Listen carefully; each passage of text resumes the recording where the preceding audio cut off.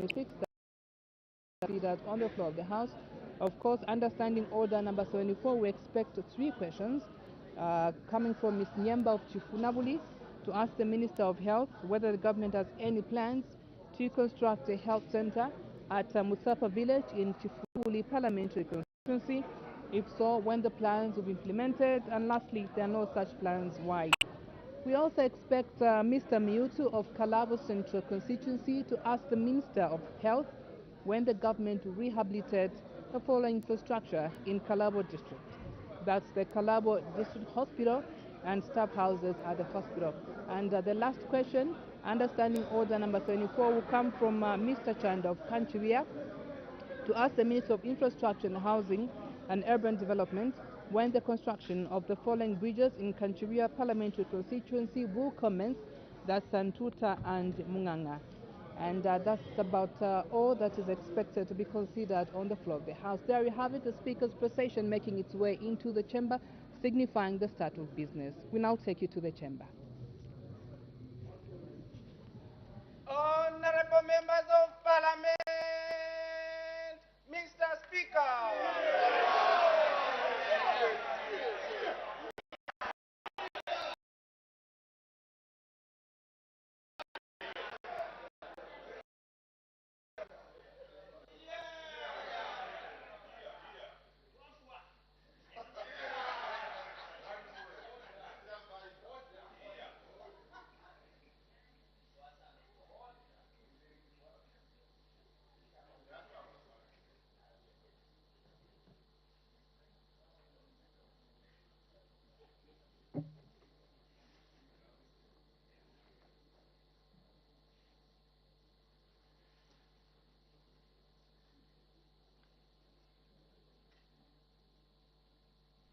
Dance and sing of Zambia, proud and free, land of wealth and joy in unity, victors in the struggle for the right.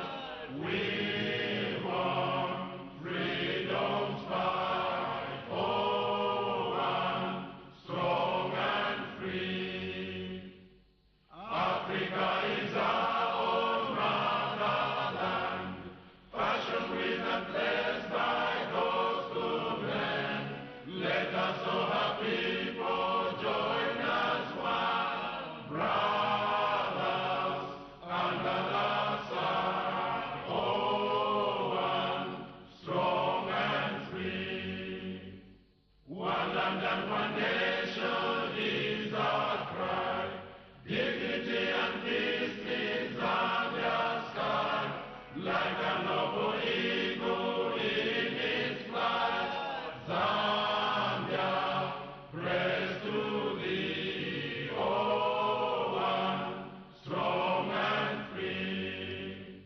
Praise be to God, praise be, bless our great Zambia, Zambia, Zambia.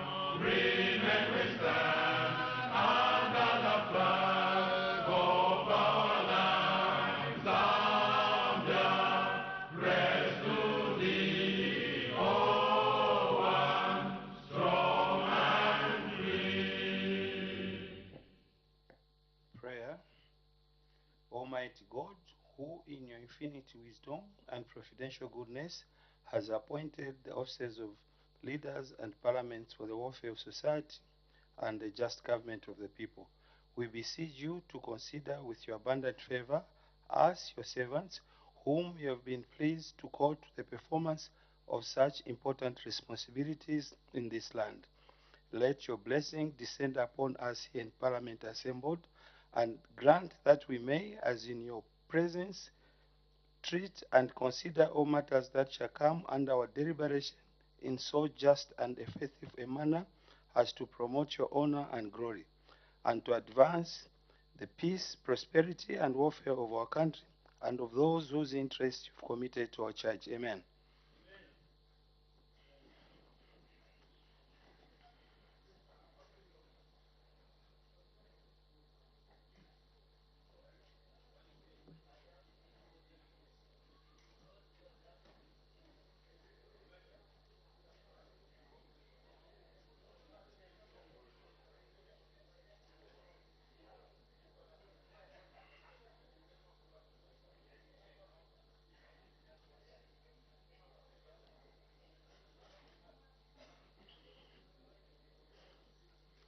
Honorable members, I have an announcement to make.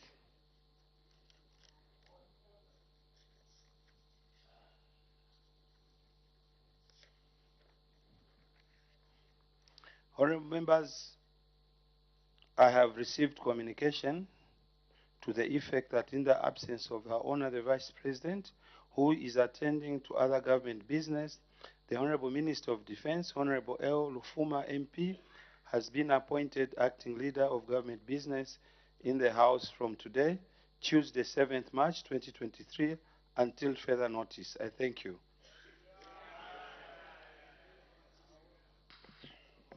Order.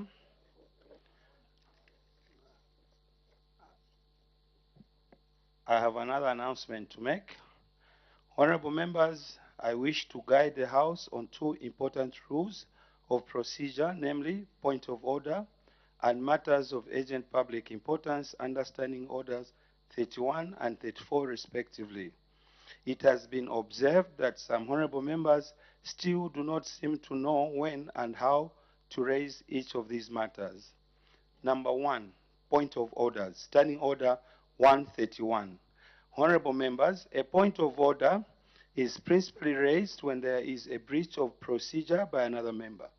It cannot and should not be used to debate, request another member to speak in a particular way.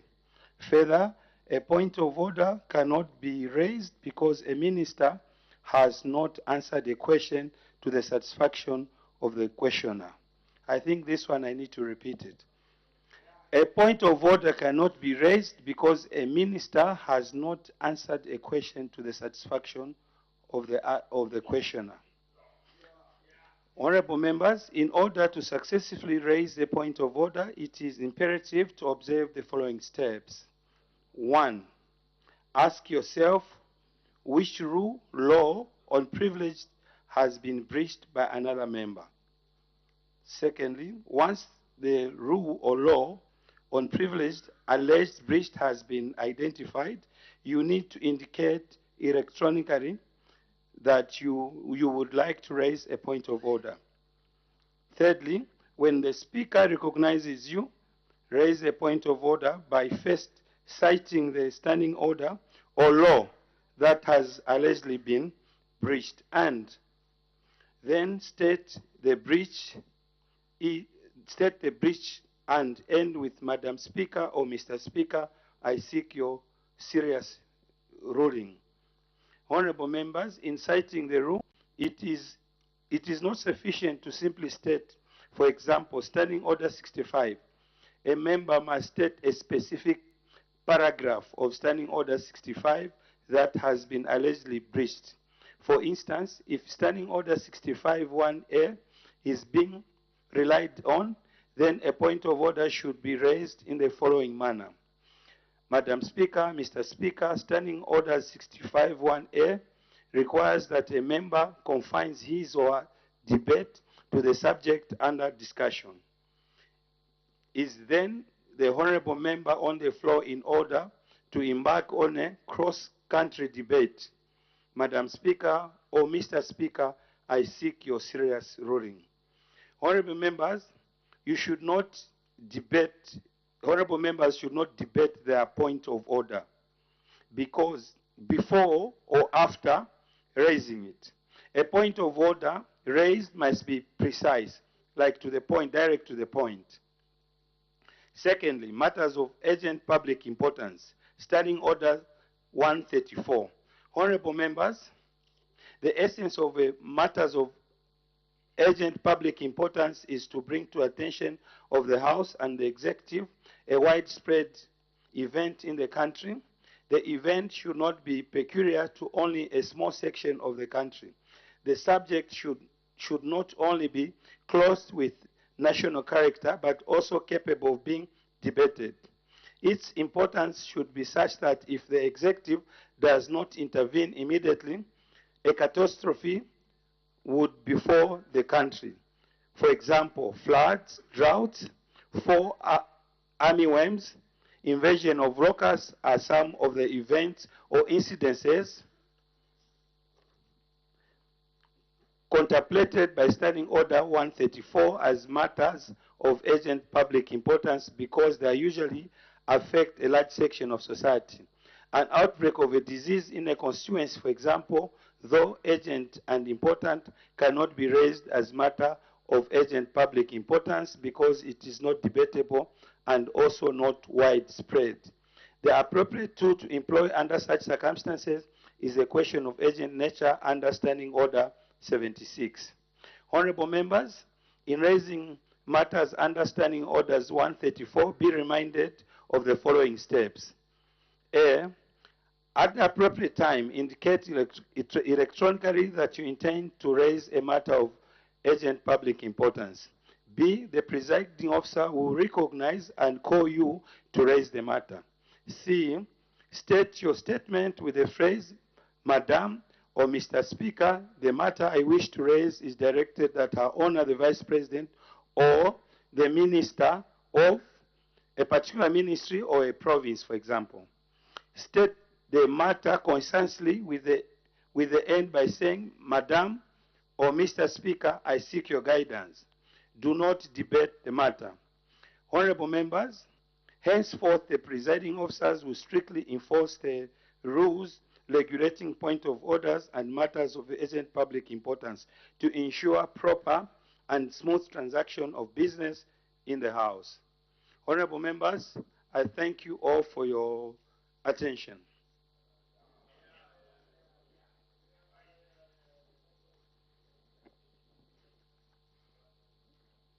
Matters of urgent public importance. I hope you've understood because I hope you've understood the circumstances that would lead to you to raise these matters. The Honorable Member for Petauke.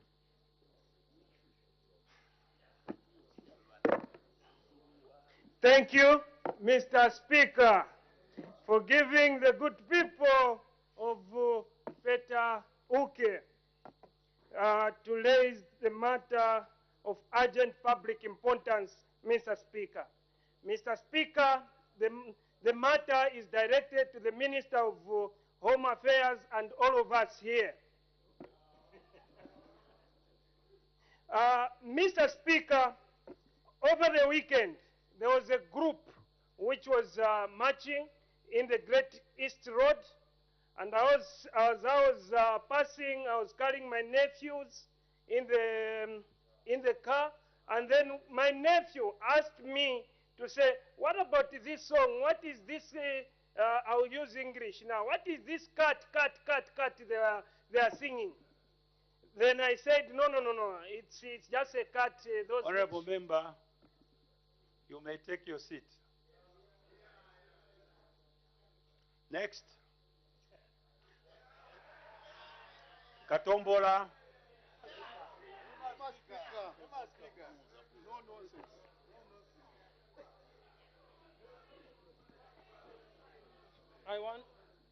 I think I've guided you on this one.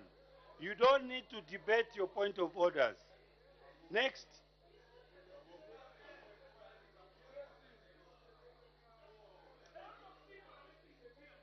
Honorable Member for Katombola. I thank you, Mr. Speaker, for allowing the people of Katombola constituency.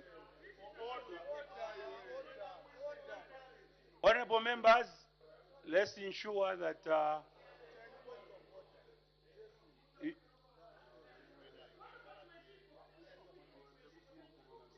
Mr. Speaker, could you make a ruling as to whether the conduct of members is in order? I thank you.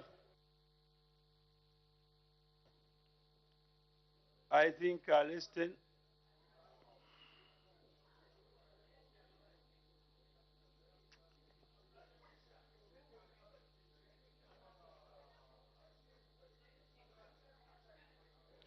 Honorable Member Fonkana, leave the House.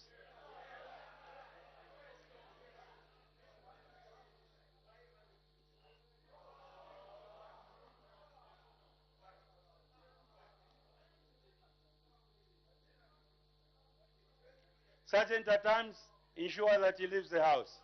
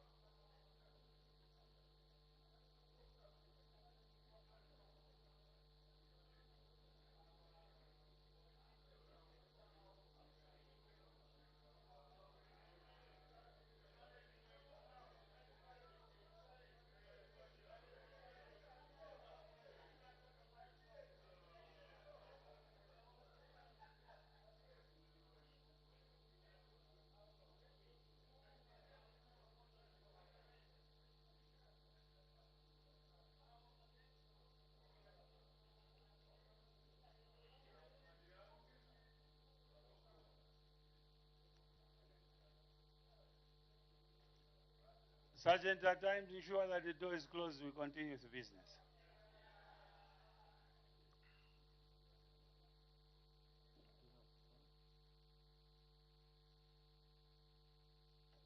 Honorable Member for Katombola, continue. I thank you very much, Mr. Speaker, for allowing the people of Katombola constituency to raise a matter of urgent public importance pursuant to the provisions of Standing Order number 134. Mr. Speaker, our matter of urgent public importance is directed to the Honorable Minister of Home Affairs. And the matter of urgent public importance, Mr. Speaker, is in relation to the occurrence that greeted this country on the 4th day of March 2023 at the showgrounds. Mr. Speaker, as it is in public domain, a group of, or a society called Sister Foundation organized a demonstration and march past on that day through a police permit that they were granted by the Zambia police. And as a result of the proceedings of that day, there was an indication of support of lesbian, gay, bisexual, and transgender rights that were being advocated. This has put this government into issue, and some people are asking as to whether this government does support gay rights in view of the constitutional provisions in the preamble, Mr. Speaker, of our Constitution, Act number 2 of 2016, which says Zambia is and shall forever remain a Christian nation. Mr. Speaker, on that basis, the matter of urgent public importance is being raised to the Minister of Home Affairs to give a position of government on the happenings of the 4th day of March 2023. Mr. Speaker, I seek your guidance on that particular point. I thank you.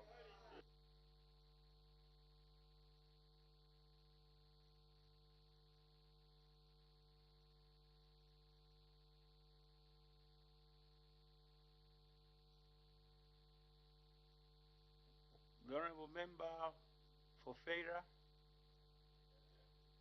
Lunte, Nakonde.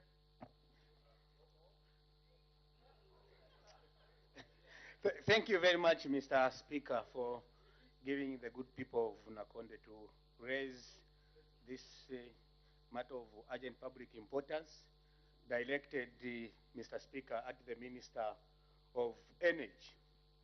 Under our standing orders, Mr. Speaker, 134. Mr. Speaker, first and foremost, I would want to thank ZESCO for the efforts they have been making to ensure that... Order.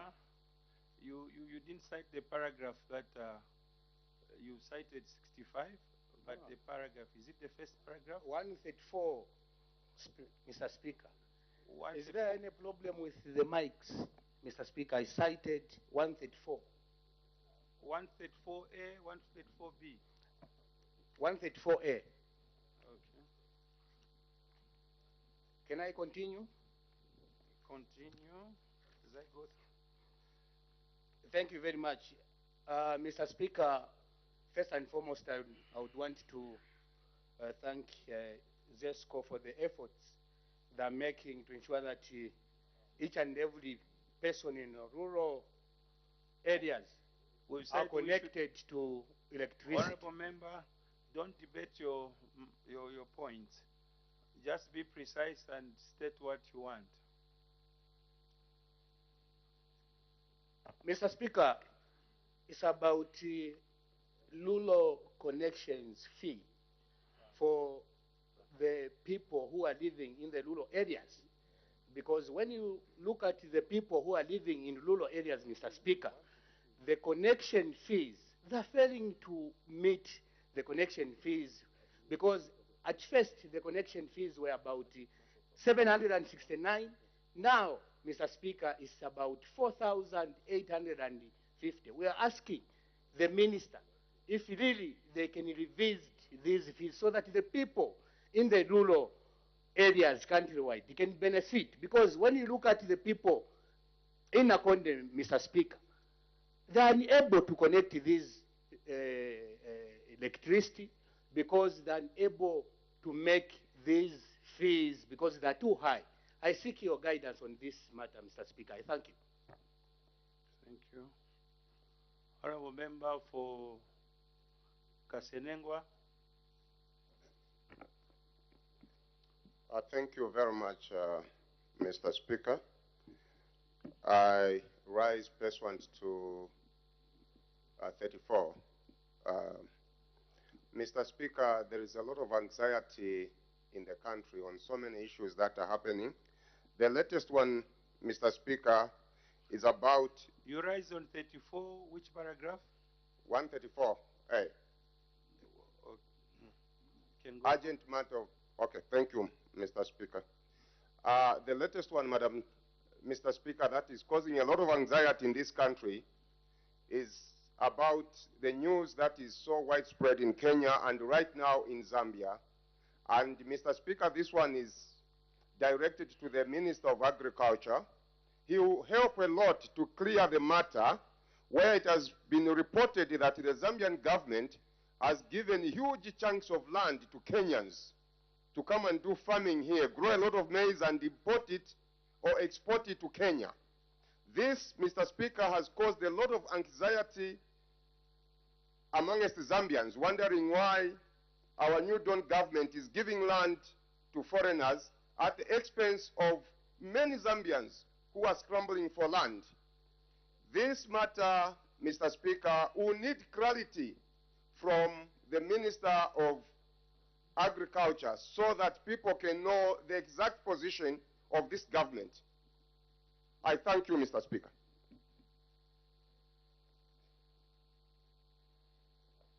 The honorable member for Naroro.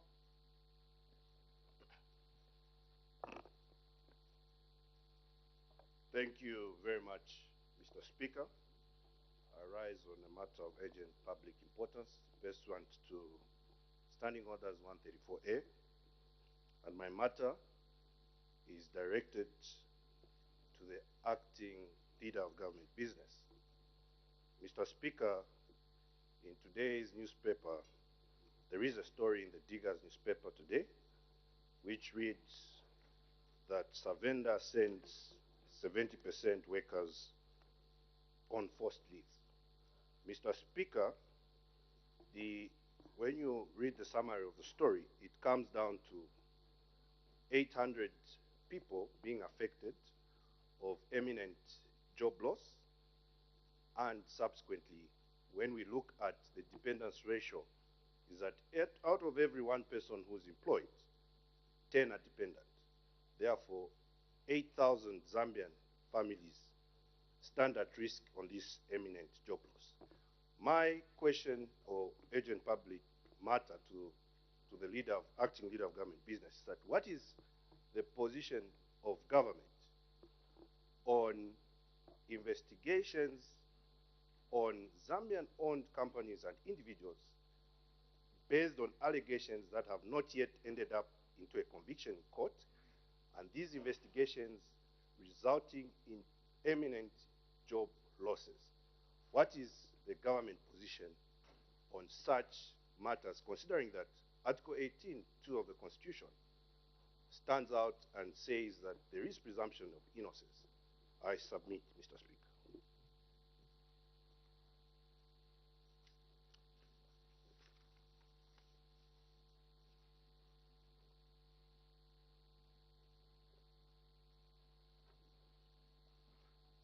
I'll start with the honorable member for Katombola.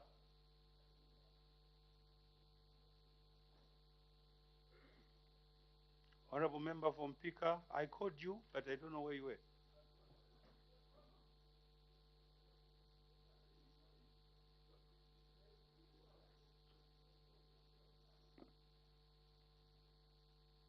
Thank you, Mr. Speaker, for allowing me to raise a matter of urgent public importance pursuant to Standing Order number 134A, read together with the 135C, which states that if it involves the administrative or ministerial responsibility of the government. Mr. Speaker, on Sunday evening, a civic leader from Shuangandu was attacked by suspected cadres on on a mere suspicion that he was carrying PF regalia. This is a council chairperson, Mr. Speaker. He was beaten, his phones stolen, and 35,000 kwacha gotten from him. Mr. Speaker, this incident is just one among many of those that we are witnessing lately. The other day it was in Mukush, where the first family was involved in a very petty issue in a very ugly manner, Mr. Speaker. These cadres dragged the first family, and the other time we saw the same cadres in Kasama attacking the police, and most recently a council chairperson. Mr. Speaker, this matter of urgent public importance is therefore directed at the Minister of Home Affairs and Internal Security.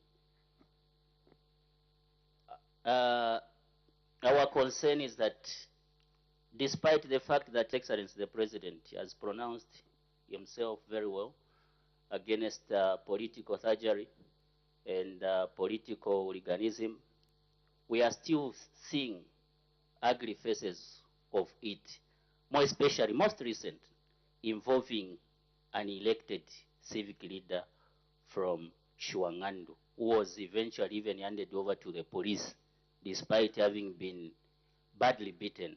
I seek your guidance, Mr. Speaker.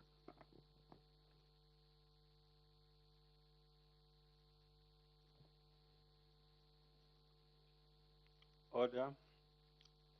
The matter raised by the honorable member for Katombola about lesbians and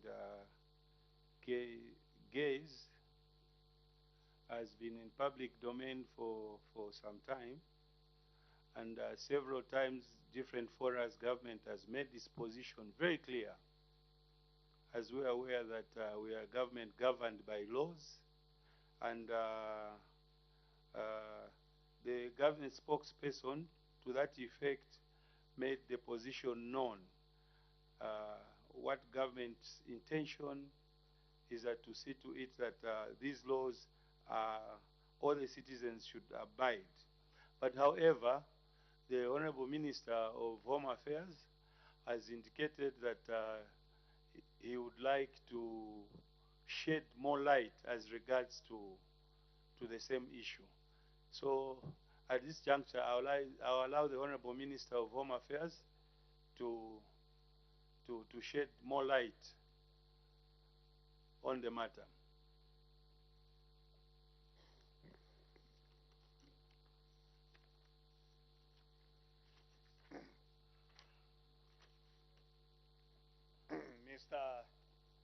Mr. Speaker, I wish to thank you most sincerely for giving me this opportunity to respond to the Honorable Member of Parliament for Katombola, who has raised an urgent question of public nature pursuant to Standing Order number 134 on the March past by Sister Foundation, a non-governmental organization, which occurred on 4th March 2023 between 09 and 14 hours.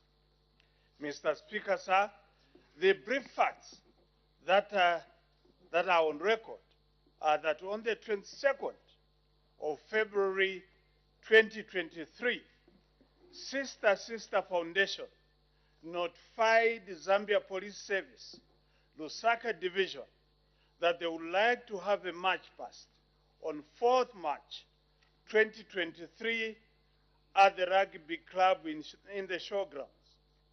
The organization indicated that they wanted to raise awareness on women's rights, fight sexual abuse, and gender-based violence, GBV.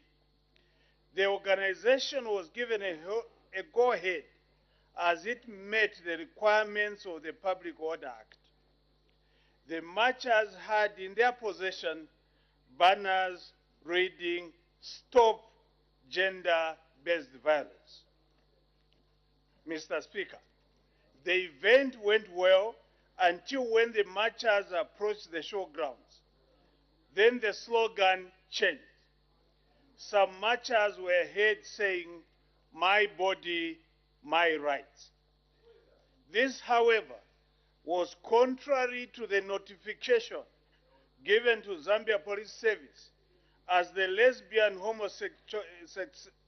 homosexuals, which is illegal in Zambia by virtue of Section 155 and 157 of the Penal Code, Chapter 87 of the laws of Zambia. These aforesaid clauses in our Penal Code criminalizes same-sex conduct between consenting adults. Arising from the behavior exhibited by the marchers on the material day, the Zambia Police Service instituted investigations. Mr. Speaker, it is important to note that the President of the Republic of Zambia, Mr. Hakainde Hichilema, has publicly made his position known that he will not and does not support gayism in all its forms. The President is a Christian who conforms to all values of Christianity. In addition, the United Party for National Development does not support gayism. It is therefore preposterous, mischievous, and unsavory for any individual in this country to suggest that the President of the Republic of Zambia and the UPND condones gayism in this country. The Zambia Police Service has so far arrested four suspects for giving false information to the public officer, and they will appear in court soon. The matter is actively under investigations, and the nation will be updated. As you are aware, Mr. Speaker, in 2022, I did launch the review of the Public Order Act. The process involved wide consultations, and a draft bill has been finalized, which will soon be presented to Parliament. It is my prayer that members of Parliament will support the bill. The bill seeks to address most of the deficiencies in the current Public Order Act as it has been observed. Mr. Speaker, in conclusion, I wish to warn members of the public not to allow and to flout the law deliberately by taking advantage of the prevailing environment that allows for freedom of expression and assembly. And I also wish to mention, Mr. Speaker, that we are aware that some of those who are advocating for these rights are being persuaded by certain individuals who are known to ensure and make the public lose faith in the UPND. When we know that those who are doing that have been conniving and cohabiting with those who believe in gayism. Thank you, Mr. Speaker. Follow-up questions, the Honourable Member for Chama South.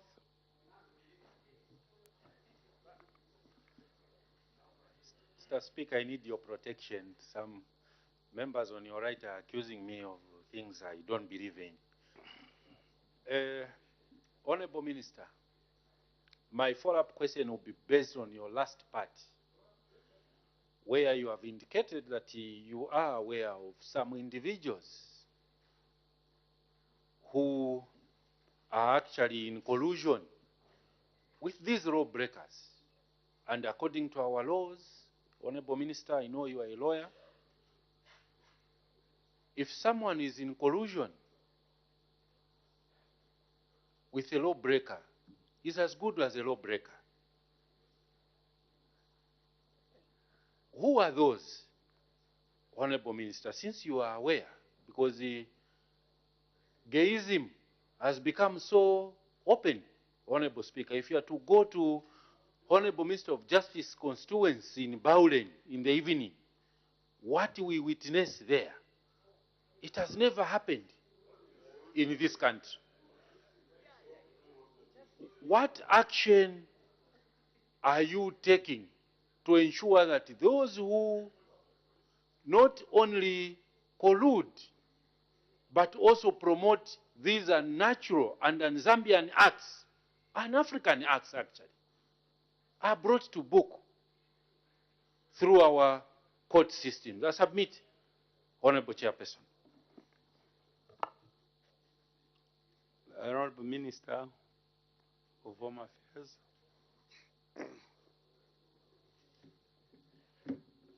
Thank you, Mr. Speaker.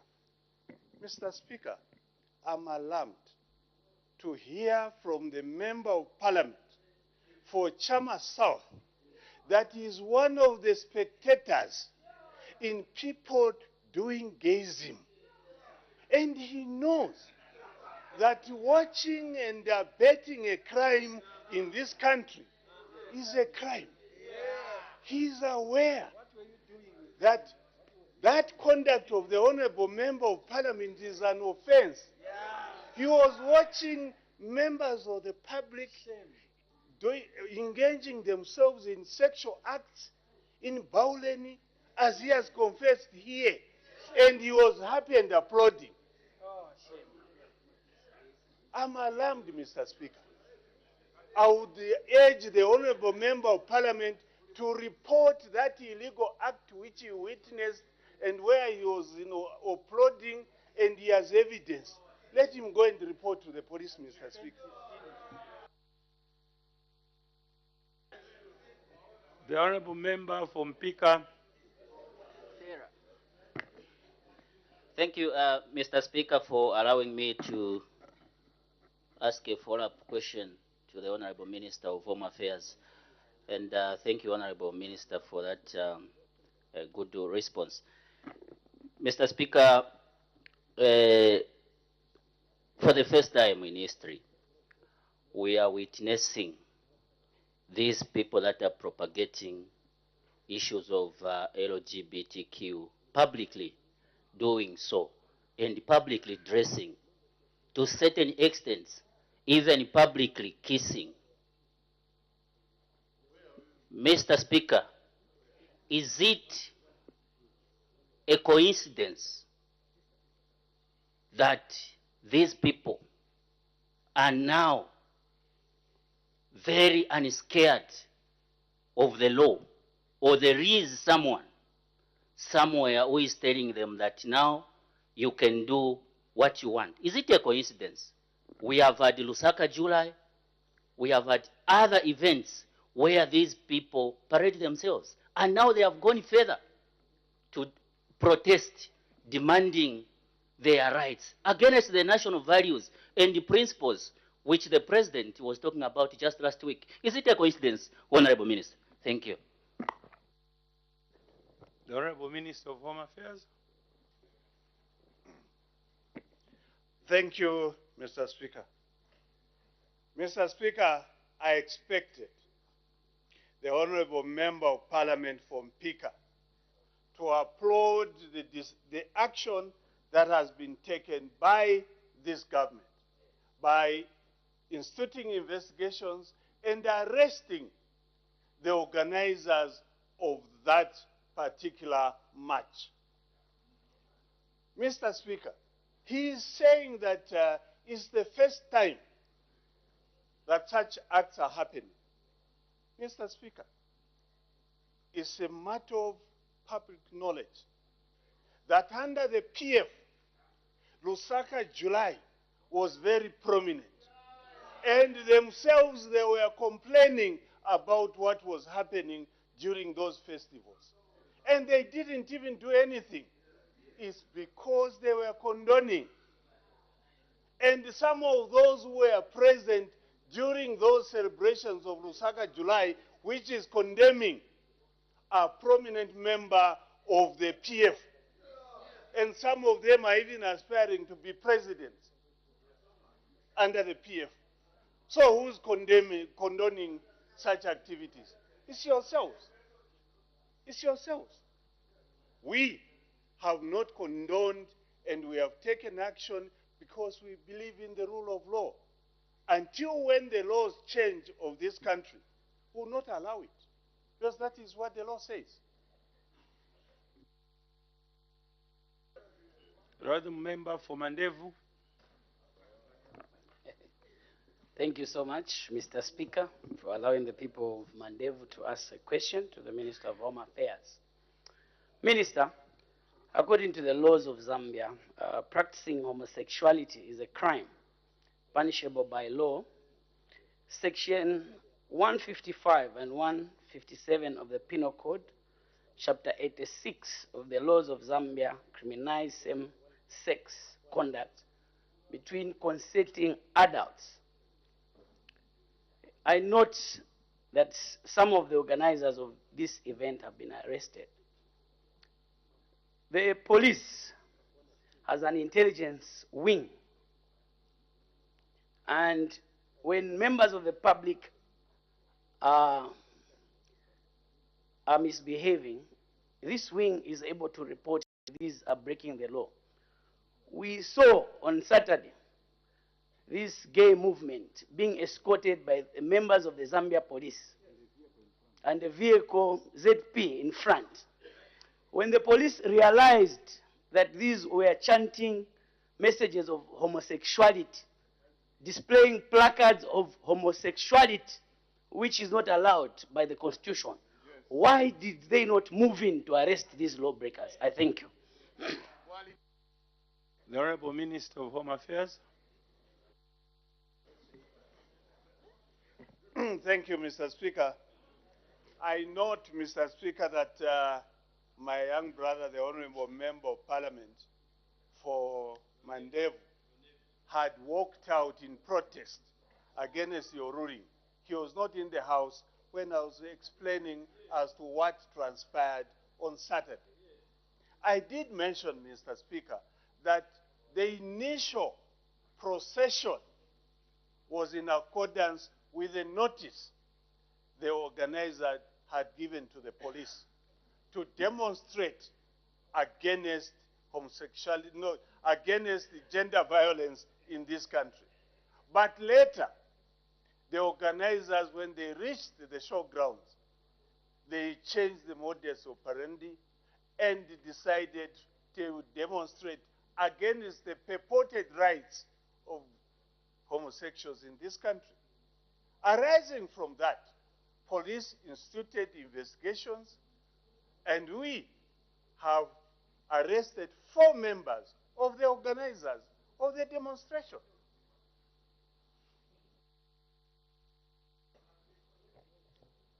The Honorable Member for Nakonde. Thank you very much, Mr. Speaker. Mr. Speaker, and thank you, Minister, for that ministerial statement. Mr. Speaker, my question is, why have you created a clinic at UTH which is in operation if you don't support Gehism? And if you found that clinic in operation, why haven't you closed it? I thank you, Mr. Speaker. The Honorable Minister of Home Affairs. Thank you, Mr. Speaker. And thank you for that question. Honorable Member of Parliament for Nakonde, are you not aware that the particular clinic you are referring to was established by the PF government when they were in office? Evidence is there, Mr. Speaker. If any member of the public or any member of parliament who wants to establish the truth, you go to UTH and find out from the officers there and find out from the leaders of PF who were in government then, who are here. They will tell you that they are the ones who created that clinic. Don't blame us. You should be the ones to tell us why you created it. Because you believed in gayism and you wanted to protect your own during that time. Don't bring things which you know you created yourselves. Honorable Member for Chipiri. Thank you, Mr. Speaker, and thank you, Honorable Minister. Honorable Minister, I just wanted to find out from you, during that time of procession with our colleagues, there were police officers. Now, I want to find out whether these police officers have been also arrested for them to allow the procession to continue after they discovered that the intention has changed.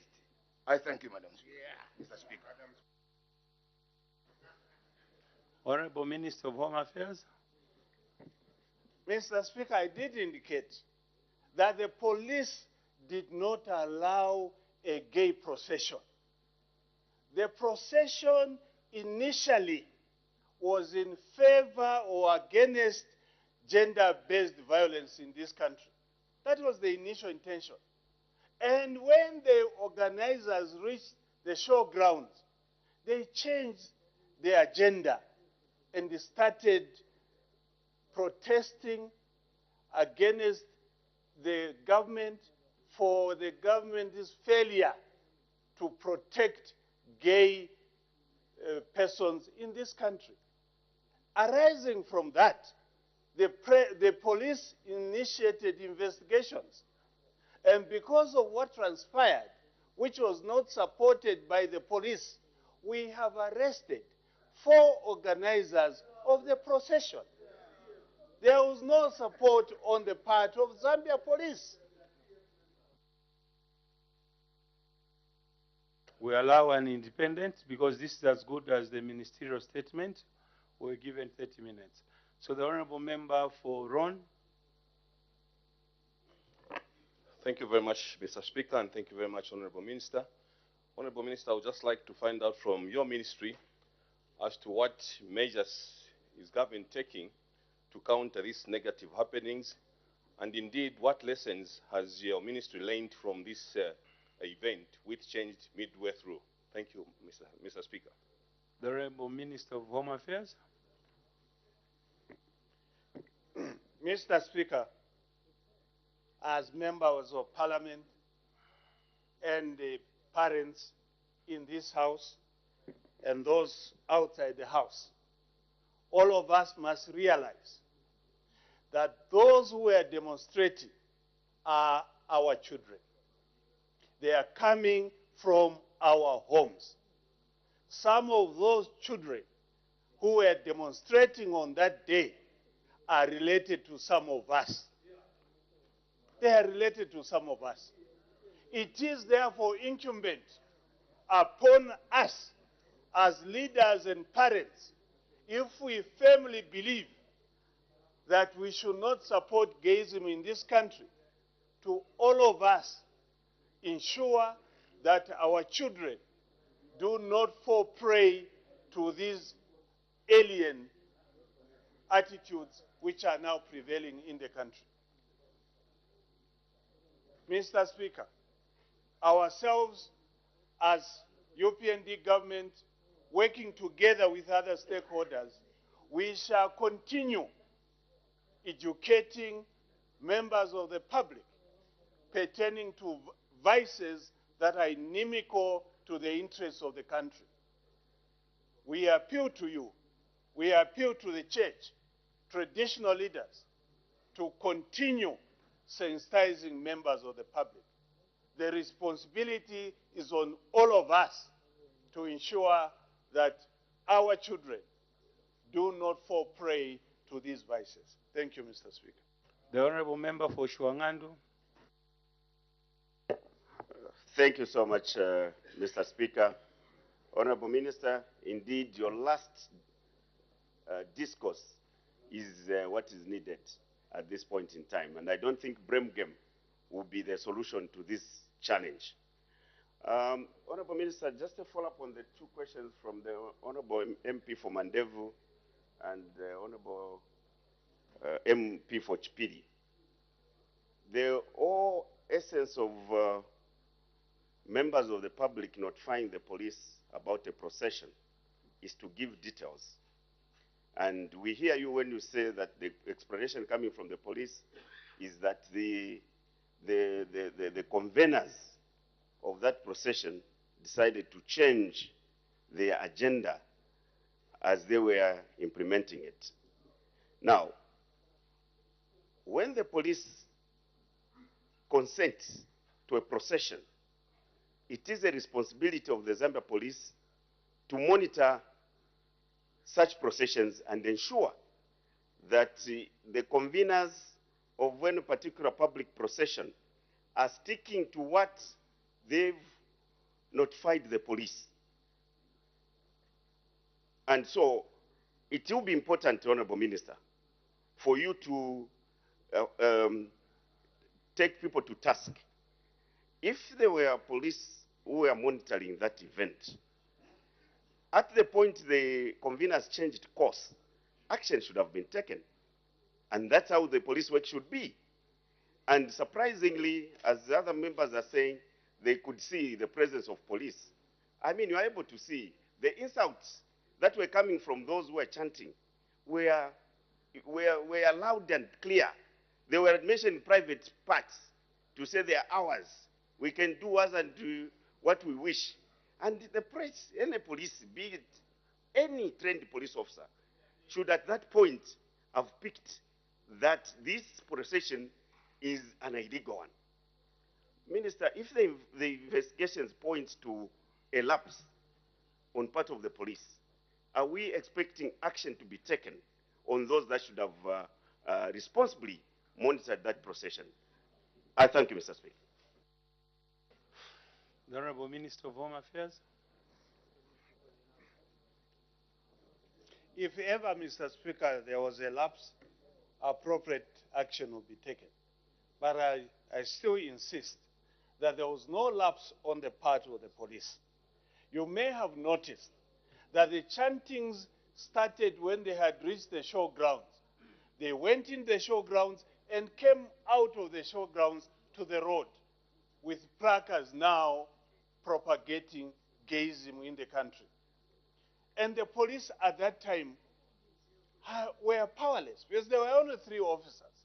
It would not have been possible for the officers at that time to take appropriate action. And as you are aware, Mr. Speaker, we believe in the rule of law. And when members of the public do such things, you institute investigations and take appropriate action. And that is exactly what we have done. We will take appropriate action against anyone, including officers, if they are found wanting, pertaining to this particular procession. The Honorable Member for Kabwata.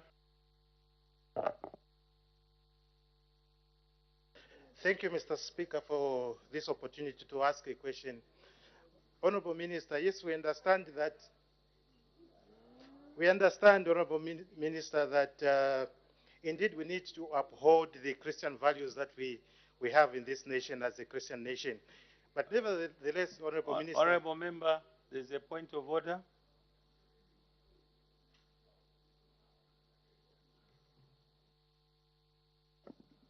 Thank you, Mr. Speaker. To give the good people of Petauke to raise a point of order, Standing Order 202, privileges of members in this House, Mr. Speaker. I'll read. 1. Parliamentary privileges refer to certain rights, powers, and immunities enjoyed by the House and its committee collectively and by the member individually, and without which the House cannot discharge its function effectively and efficiently. 2. The House and members shall enjoy the privilege and immunity prescribed under the National Assembly Powers and Privileges Act. 3. A member who abuses the privileges commits an offense of breach of privileges and may be punished by the House. 4. A member who alleges that his or her privilege is being or has been denied in the House may, as soon as the alleged denial occur, raise a point of order. 5.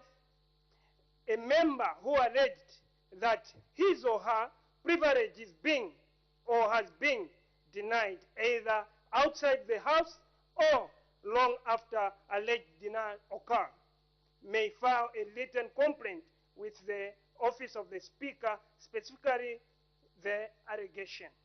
Mr. Speaker, this point of order is 2024. Order.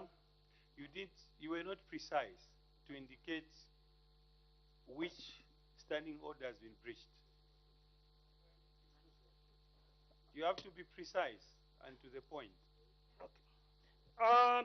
202 for Mr. Speaker, where my privilege in this House has been denied. About the privilege to speak. Honorable Member, you didn't indicate who denied you or that privilege. Mr. Speaker, let me maybe repeat again. I read the privilege of the member 4, 202, 4. A member who alleged that his or her privilege is being or has member, been. You didn't indicate who has denied you that privilege. Which House? This House. the August House, Mr. Speaker. That's why he is saying a member who has been alleged that his or her privilege is being or has been denied in the House may. So I'm in the House. So my privilege has been denied in this House, Mr. Speaker. Honorable member, if I remember very well, it's me who ruled you out of order in the manner you were presenting matters of urgent public importance. After guiding you, I guided you that you should not debate, but you went on debating. That itself is contravening. So henceforth, let's adhere to what is on the table. We operate using the rules. And apparently this House does not allow a member to challenge the ruling of a presiding officer. Mr. Speaker, I'm not challenging the ruling, but Honorable member, may you take your seat? Take your seat. We progress. Who was on the floor again? Honorable member for Kawata, continue. Thank you, Mr. Speaker. Like I was saying, Mr. Speaker, that Christian values ought to be respected and maintained and upheld in this nation. Honorable Minister, if you look at the trend from, I think, 2019, 2018, we had cadres that invaded the police station at Central Police and beat up the police. Then again, we have this same organization called the SEITH organization that was registered again in 2018. Again, we are coming up with another situation where police officers have been given false information. Honorable Minister, what is it that you are doing, or what measures are you putting in place that some of these organizations, like the Lusaka July, the same SEITH organization, they do not give police officers wrong information? Thank you.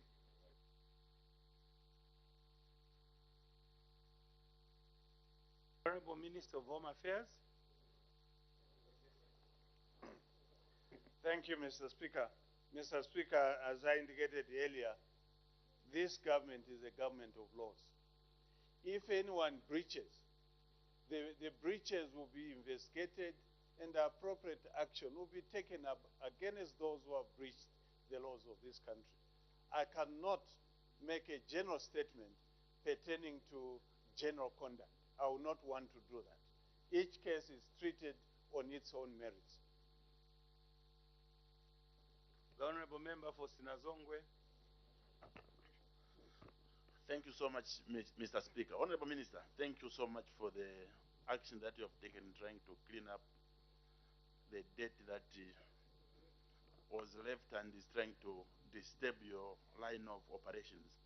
Now, what I would like to find out from you, Honorable Minister, through the Speaker, is whether if you prove beyond any reasonable doubt that they mean to disturb the security and breaking the laws of the land, is it possible that, Honorable Minister, you can deregister such non-governmental organizations that are meant to disturb our peace?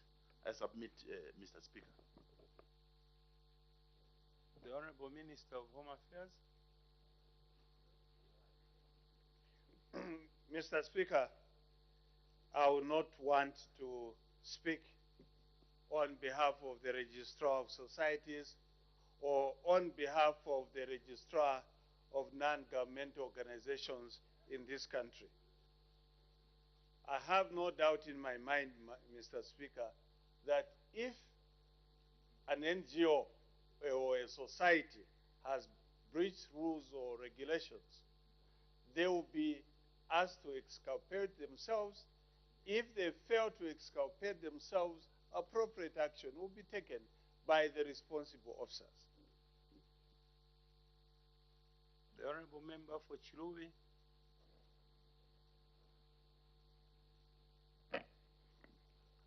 Thank you, Mr. Speaker.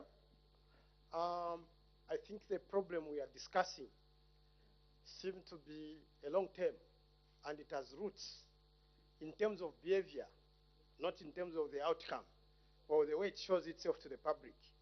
The minister did indicate that this problem has been there for some time, and I know that sometimes this problem would have been hiding. We will have parliaments come, parliaments go. I don't know what government is thinking. We know that this problem is with us, especially the practice of homosexuality, which is forbidden by the law. What interventions are we putting in place as government to deal with the root instead of mopping the water that is spilling from a troubled tap? Because we will talk about Cap 119 and push it to Societies Act. We will talk about a lot more things, but there is a problem in the house. And what we are talking about is that the homosexuality practices are increasing every day, meaning they have reached a social acceptance level where everyone now sees it normal. In countries where same-sex marriages have been given leeway, that is how it started. Now Zambia is almost reaching the social acceptance level, where we even have flags, and then one can move with a flag, even a T-shirt. Meaning, some time back, of course, people would say, what is this? But now we have reached social acceptance level. So what are the interventions that government is putting in place so that we can curb this in the bud, instead of mopping the leaking water and scratching, then we leave the problem. The Honorable Minister of Home Affairs. Thank you, Mr. Speaker. Mr. Speaker, I want to state that homosexuality in this country has not reached acceptable levels. It hasn't. Even the occurrence of Saturday the 4th is one of the very rare occasions that members of that particular community are tempted to demonstrate. It's a very rare occasion. And because it's a very rare occasion, they had to disguise themselves as members of the public who were demonstrating against gender-based violence. If it was acceptable, they would not have disguised themselves, Mr. Speaker. Further, I'm not an expert in behavioral changes for me to indulge in looking at that issue and propose ways how to deal with it. There are experts in the country who will be able to deal with that matter. Thank you, Mr. Speaker. Thank you, Honorable Minister. The matter raised by the Honorable Member for Kasenengwa, it's quite important but does not qualify to matters of urgent public importance. However, you are encouraged to submit an oral question to the office of the clerk. The Honorable Member for Mpika, it is not admissible under Article 134, as issues of attacks of citizens are matters that should be reported to the police, and investigations shall commence, and if there is any possible prosecution, it will be done.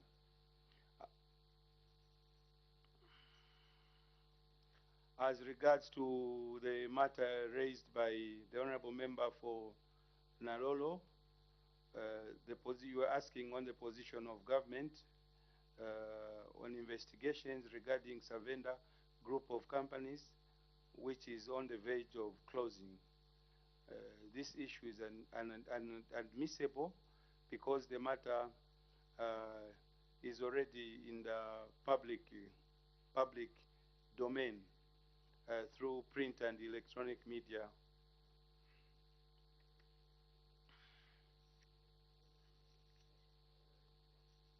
The last one is over the Honorable Member from Mpika. The matter is not admissible under Article 134 as the matter is already being dealt with. Oh, this one I already indicated.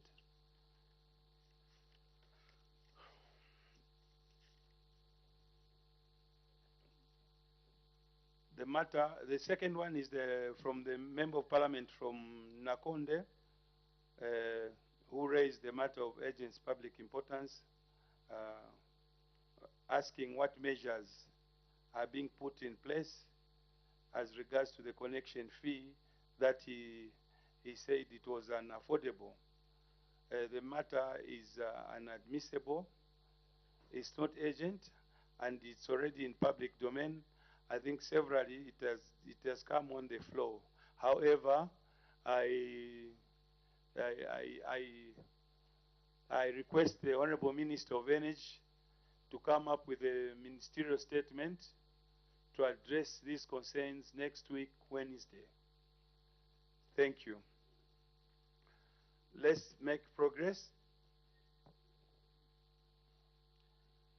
I have permitted the Honorable Minister of Infrastructure, Housing and Urban Development to make a ministerial statement.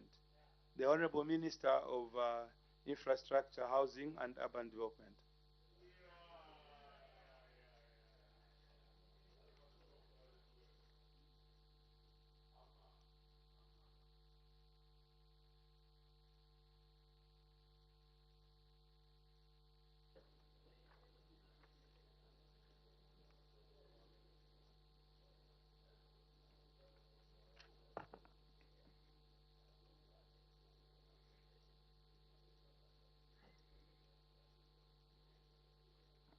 Mr. Speaker, on Thursday, 2nd March 2023, the Honorable Madam Speaker directed that I issue a ministerial statement on the agreement signed on Tuesday, 28th February 2023 for the upgrading to dual carriageway of approximately 327 kilometers of the Lusaka-Ndola Road, including rehabilitation of 45 kilometers of the Luancha-Fisenge-Masangano Road using a public-private partnership model of project procurement and financing. I'm grateful for the opportunity to render the ministerial statement to inform this august House and the nation at large on the details of the project. It is my sincere hope that this statement shall help clear the air on the project and put to rest any speculation and misinformation around the project. Mr. Speaker, it is a known fact that the demand for quality road infrastructure in Zambia remains high, while the resource envelope is not adequate to bridge the financing gap.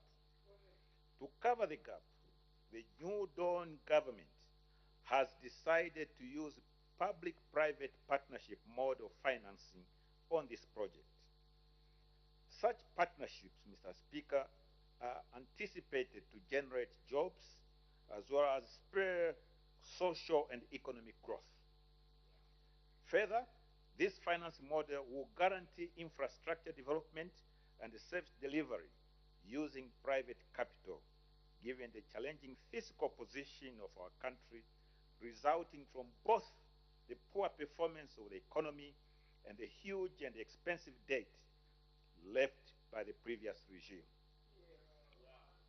Mr. Speaker, I wish to take this opportunity to remind the House that government owes outstanding arrears to contractors and consultants amounting to over 10 billion kwacha accumulated by the previous government, and the loans amounting to 5.2 billion kwacha obtained from NAPSA, NATSEF, and Into Zambia Bank. The loan tenure for the NAPSA loan alone is 15 years, and the servicing these commitments is currently taking away 40% of the road sector budget annually. Unfortunately, Mr. Speaker, the current debt portfolio is not matching the current condition of the road network. One would normally expect the country to have a very good quality road network. However, despite this indebtedness, 80% of the network remains in poor state. Mr. Speaker, The current state of the Lusaka-Tundola Road remains a source of concern to all well-meaning Zambians. The road is the backbone of our road network and critical in stimulating the much-needed economic growth through increased trade within the country and the region at large. The road is currently in a deplorable state, with a number of accidents and, in certain cases, fatalities have been recorded. It is worth mentioning that the latest periodic maintenance works were undertaken for the Kabwe to Kapirimposhi section in the year 2013, with the section between Lusaka and Kabwe receiving maintenance as far back as the year 2008. Previous attempts to upgrade the road to dual carriageway through a public-private partnership model and a contractor-facilitated initiative were made by the previous government. However, both were unsuccessful. Mr. Speaker, the previous government commenced with a procurement for the same road using the PPP approach in 2015. The procurement process was then terminated because the recommended bid price was 1,039,469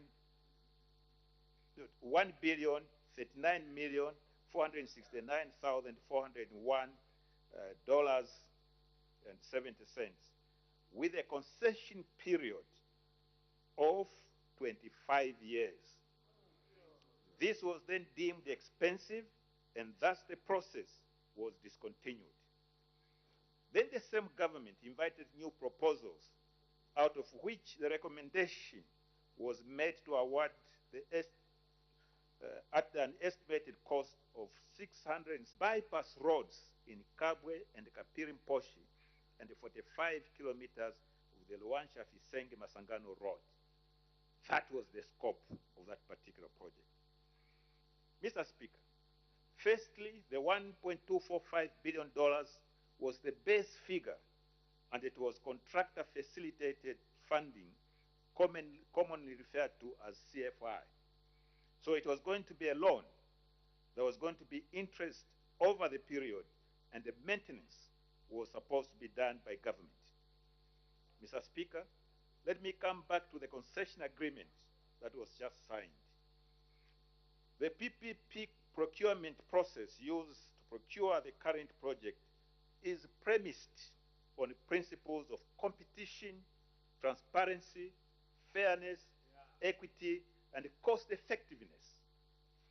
Therefore, allow me to highlight the procurement process that was adopted in this transaction.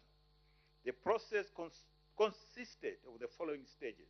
1, project concept preparation stage. 2, the call for requests for expression of interest. 3, the issuance of requests for proposals. 4, evaluation, and 5, negotiations. Mr. Speaker, the Road Development Agency submitted the project concept note for the project in line with the PPP Act number 14 of 2009 to the Minister of Finance and National Planning for review, consideration, and approval in 2021. Subsequently, authority was granted for the Road Development Agency to proceed with the procurement of the project through the solicited approach. Thereafter, the call for expression of interest was published in the print media on February 16, 2022. 7 proposals were received on March 11, 2022. The proposals received were evaluated from March 11, 2022 to March 21, 2022, and the 2 firms were responsive to the stipulated evaluation criteria and were thus shortlisted. The firms shortlisted were as follows. Number 1, Macro Ocean Investments Consortium, represented by Avic International Project Engineering Company, Zhejiang Communications Construction Group Limited, and the China Railway 7th Group Limited. The second, consortium was Yamene, represented by Velos Enterprises Limited, Graduate Property Development Limited, Yamene Financial Services Limited, and Hillary Construction Limited. Mr. Speaker, in line with the PPP Act, the requests for proposals were issued to the shortlisted firms on May 5, 2022, and the proposals were received on July 1, 2022. The Director and Chief Executive Officer of the Road Development Agency, using powers invested in him by the Procurement in Public-Private Partnerships Act, constituted an evaluation committee consisting of able government and private individuals to carry out bid evaluations. Subsequently, on the 24th July 2022, the Public-Private Partnership Council considered the request for approval of the due diligence exercise that involved visiting bidders' past project sites both locally and outside the country, and the bid evaluation reports for the current project. Messrs. Macro Ocean Investment Consortium were then conferred with the preferred bidder status in line with the PPP Act number 14 of 2009 as amended. Thereafter, the Permanent Secretary, Minister of Finance and National Planning, together with the Road Development Agency, set up an intersectoral government negotiating team to conduct negotiations. These commenced in August 2022 and were concluded in February 2023. The following negotiations, Mr. Speaker, in line with the provisions of the Public-Private Partnership Act number 14 of 2009, and having established the technical, financial, and legal capacity of the preferred bidder, the government awarded the concession agreement to Messrs. Macro Oceans Investment Consortium for the upgrading to dual carriageway of approximately 327 kilometers of the Lusaka-Tindora Road, including rehabilitation of 45 kilometers of the Luansha-Fisenge-Masangano Road using a public-private partnership model. Mr. Speaker, allow me to highlight salient features of the project. The scope of works included design, engineering, financing, procurement, construction, completion, operation, and the maintenance of the project infrastructure as follows. 1. Construction of the 327 kilometers dual carriageway. 2. Construction of Kabwe and Kapiri-Mposhi bypasses. 3. Rehabilitation of 45 kilometers of the Masangano-Fisenge-Luansha Road. 4. Construction of 2 new toll plazas. 5. Construction of 2 way bridges. And 6. Expansion and improvement of existing bridges along the entire route. Mr. Speaker, the concession period will be 25 years, split as follows. 3 years for construction and 22 years for operations and maintenance. The operations and maintenance will be at no cost to government. Mr. Speaker, allow me to elaborate on the factors that led us to arrive at a concession period of 25 years. The 25 years concession period was arrived at after looking at the level of investment and the payback period. It also took into account what the public can afford in terms of toll charges and agreed revenue share mechanism between government and the concessionaire. Mr. Speaker, we can shorten the concession period, but that will result in us increasing the toll fees. This would in all probability make the toll fees unaffordable to the average Zambian and increase the cost of doing business. We can also cut in half the investment so as to keep the service at reasonable cost. This, however, would compromise the quality of the road, and the road would not last for the 25 years. To protect the interests of the Zambian people, the New Dawn government has put emphasis on delivering projects and services at the right price, quality, and within time, as directed by our President, President Hakainde Hichilema. Mr. Speaker, in view of our resolve to deliver projects transparently, at the right price, quality, and timeliness, the concession agreement was signed based on the fundamental features of the legal framework governing public-private partnerships in infrastructure development, namely, 1, affordability to the public, 2, value for money to the government. Mr. Speaker, allow me to highlight some of the concession periods in PPP contracts that previous governments signed. I say this because when I talked about 25 years for this particular concession, I had some murmurs. Let me highlight, for the benefit of the House, previous concessions signed by previous governments in this country. Number 1, the Lubama Market Concession Agreement signed during the MMD government in 2001. How many years was it? 65 years. The Chingola to Solwezi PPP Concession Agreement signed by the Patriotic Front government with Bet Motors Limited in 2021 is for 30 years. And yet the project for turning an already rehabilitated road to dual carriageway. The Kasomeno Mwenda Road project signed by the PF government with GED Africa project in 2016 is for 25 years.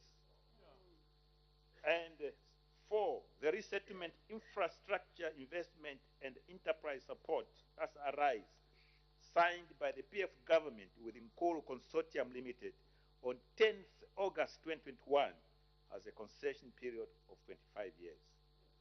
Mr. Speaker, the involvement of the private sector in the development of public infrastructure using PPP has been employed worldwide, including here in Africa. Our fact-finding mission has revealed that PPPs in sub-Saharan Africa are still in a developmental phase, although there are indications that their use is increasing. Mr. Speaker, some of the successful concessions implemented in Africa include 1, the N4 toll road between Johannesburg and Maputo with 30 years concession period. Number 2, the N3 toll road between Durban and Johannesburg with 30 years concession period. Number 3, Kampala to Jinja Expressway Phase 1 in Uganda with 30 years concession period. And 4, the Nairobi Expressway with 30 years concession period. Mr. Speaker, the quality of these roads is evidently good, with acceptable levels of service. The New Dawn government has adopted this approach to deliver much-needed regional network to both local and international traffic to match up with international standards considering the current fiscal position. The use of the PPP model guarantees quality, as the concessionaire is also keen to produce a quality road, as failure to do so by implementing the project below approved specifications will result in premature failure of the road, resulting in costly maintenance and early rehabilitation at the cost of the concessionaire. Mr. Speaker, the concession period of 25 years was methodically analyzed, taking into account affordability by the public and also quality road at the right price and delivered on time. This has resulted in a win-win concession agreement. Mr. Speaker, as promised The new Dawn administration is undertaking road infrastructure projects at the right price, specified quality, and timely delivery. Again, this is on the understanding that all the risks associated with these PPP funding mechanisms are to be borne by the concessionaire, with no assistance whatsoever and at no cost and risk to the government of the Republic of Zambia. Mr. Speaker, the cost for the Lusaka Ndora dual carriageway project is $649,976,167. This is broken down as follows. 1. $577,383,758 construction cost. $1 million working capital, $1,849,500 financing cost, and $69,742,909 interest during the construction period. I must restate the point that the government is not funding the project, nor is there a requirement for a sovereign guarantee. Further, government shall not be responsible for any maintenance for the 22 years of the concession operating period. Mr. Speaker, I wish to remind the House and the country at large that the time for exorbitant tender pricing is long gone. This will not happen again in Zambia due to our resolve as a new Dawn government to procure projects at the right price. Mr. Speaker, since the project will be financed using the PPP model, the concessionaire is free to engage in propose would-be financiers. It is anticipated that substantial funding for the project will be financed through a combination of debt and equity, which will be made available by lenders and shareholders. The Lusaka Ndora dual carriageway project was properly conceived with consideration of how the financiers would make returns on their investment. Mr. Speaker, we have heard from individuals who are against progress, stating that this is not a public-private partnership project, but a raiding and a plunder of public pension funds, using pension funds as intermediaries for plunder. Now, Mr. Speaker, if we allow these PPPs to be funded by foreign capital, the profits arising out of the project will go out. 100% will go out. Let me reiterate the point. The new Dawn government wants Zambians' involvement in the running of the country's economic affairs. Zambians must get used to investing in private enterprises with higher returns. I remind the House that many years ago, Mr. Speaker, a number of people, over 4,000 people and entities, invested in the Copperbelt Energy Corporation, including NAPSA. Making investments with high returns is key for pension schemes like NAPSA, because not only does part of the profit remain in Zambia, but contributes to growth of the pension scheme, thus securing the lives of current and the future pensioners. Mr. Speaker, pension schemes get money from active members who are actively working. They invest that money and make a return so they can look after the pensioners who are no longer working. We believe that in this particular project, the return on this investment in dollar terms is 9%. This, I believe, is very good. I'm sure NAPSA have evaluated this compared to other investment portfolios. Besides that, NAPSA are not the only ones likely to be approached for possible investment in the project. They are just part of the possible funders. The funding mechanisms for the project are entirely the responsibility of the concessionaire, and the government will not provide any assistance or sovereign guarantee. The task of attaining financial close the responsibility of the concessionaire and is free to approach any interested investors within and outside Zambia with the appetite to invest in the project. Mr. Speaker, allow me to highlight how toll revenue collection will be executed in this PPP concessions agreement. The Tolls Act number 14 of 2011 is the principal act providing for the operation of toll roads, the charging and collection of tolls, and provide for private sector participation in the tolling of roads under Section 4 of the Tolls Act. The Road Development Agency is mandated with the following functions. A, regulate the operation and maintenance of toll roads. B, monitor compliance of concessionaires, private entities with the terms and conditions of concession agreements signed. C, advise the Minister of Infrastructure, Housing and Urban Development on the design, construction, safety, regulation, operation and maintenance of toll roads. In addition to the above, Section 6 of the Tolls Act provides as follows. A, the agency may, on such terms and conditions as it may determine, appoint any suitable person as a toll collector for purposes of this act and to perform such other functions as the agency may specify. And B, a toll collector shall remit to the agency any toll collected in such manner as the minister may prescribe. Mr. Speaker, the above provisions clearly give the Road Development Agency tolling functions and further allow for the appointment of various persons at law as toll collectors. In the past, Mr. Speaker, those appointed have included the National Road Fund Agency, NRFA, Zambia Revenue Authority, and the Road Transport and Safety Agency, RATSA.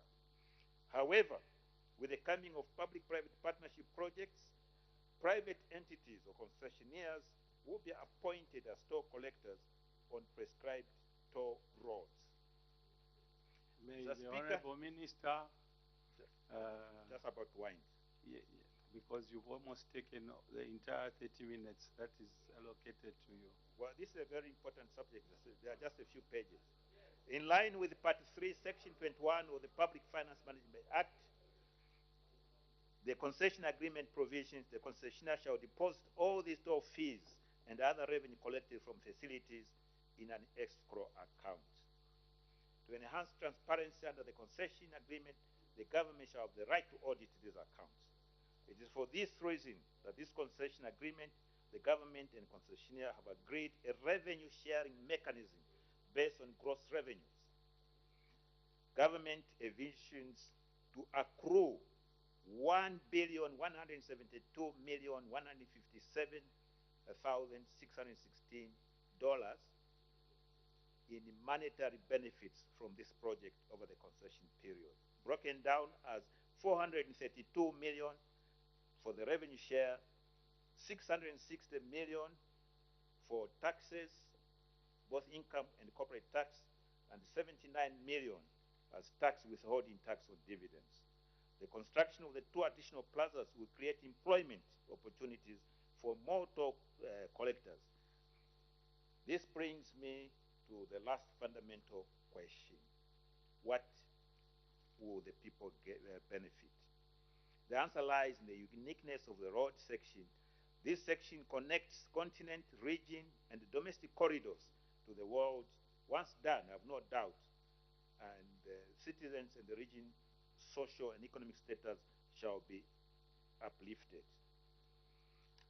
To come to the last part, Mr. Speaker, the issue of the use of the PPP model of financing on this project and other high volume, both current and potential, that make them attractive to the private sector, means government can then direct the limited resources at its disposal to many other roads in our country, especially in rural areas that would not normally attract private investment.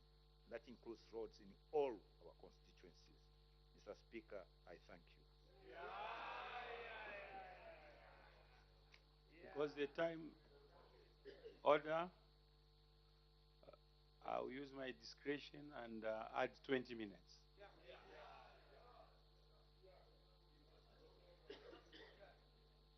The Honorable Member for Mpika.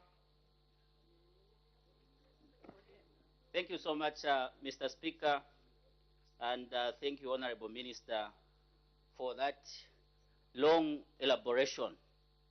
Mr. Speaker, I remember very well, in the past, watching Parliament was so interesting, as we would hear those who appeared to be on the left calling companies such as AVIC as conduits of corruption.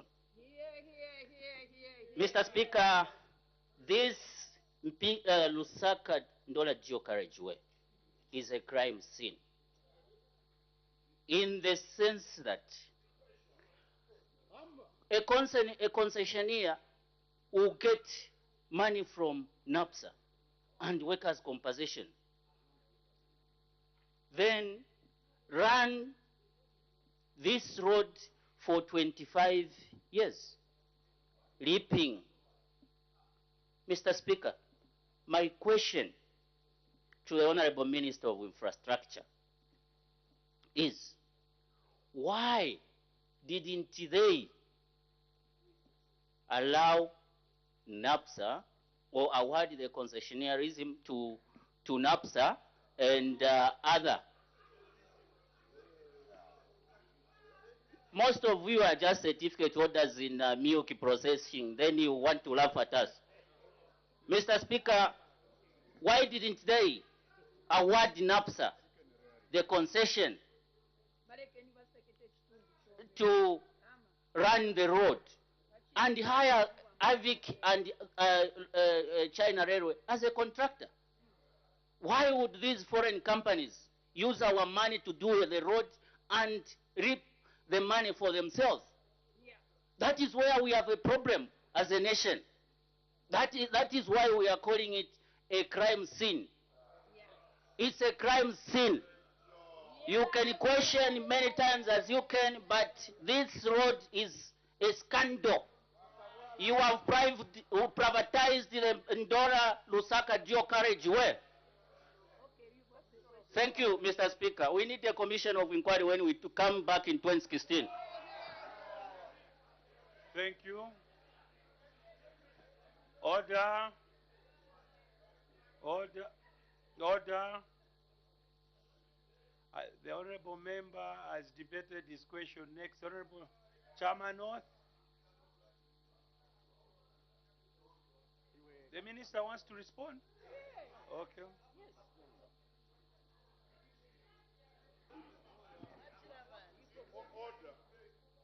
Mr. Speaker, I think we need to respond to that because of the various inaccurate statements made by the Honorable Member from Pika, Honorable Mr. Kapyanga.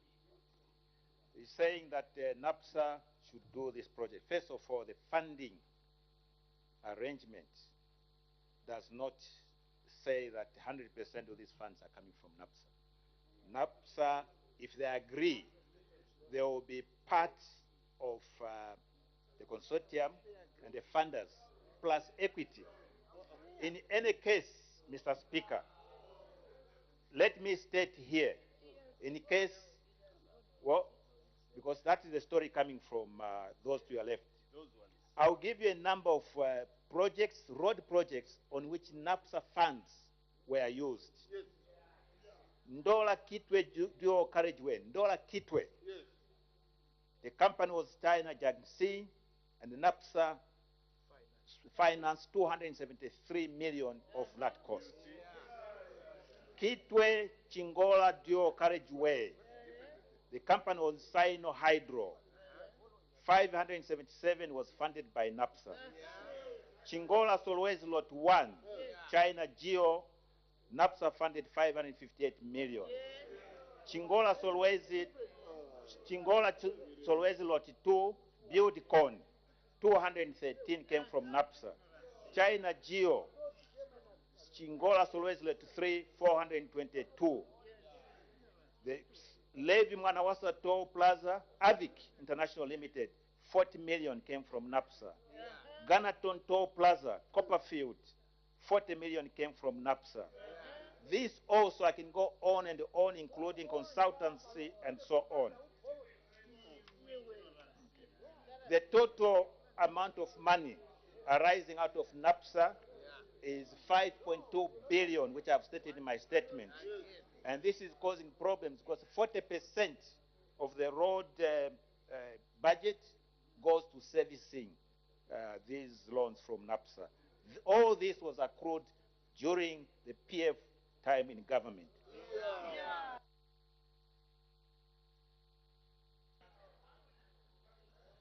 The Honorable Member for Kafinsa.